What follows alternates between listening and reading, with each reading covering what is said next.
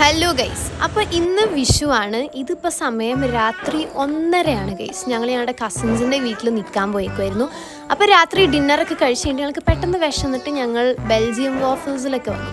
അപ്പോഴാണ് എൻ്റെ ചാച്ചന് ഒരു ബുദ്ധി ഉദിച്ചത്. നമ്മളുടെ ഒരു കസിൻ ഉണ്ട്, ആ കസിൻ വന്നിട്ടുണ്ടായിരുന്നില്ല. അപ്പോൾ അവരുടെ വീട്ടിൽ നമുക്ക് പോയിട്ട് അവരെയും വിഷുക്കണിയായിട്ട് ഞങ്ങളെ കാണട്ടെ എന്നും പറഞ്ഞ് നമ്മളവിടേക്ക് പോയി. മതിലൊക്കെ ചാടിയാണ് ഗൈസ് പോയത്, കാരണം ഗേറ്റ്സിന് നല്ല ഹൈറ്റൊക്കെ ഉണ്ട്.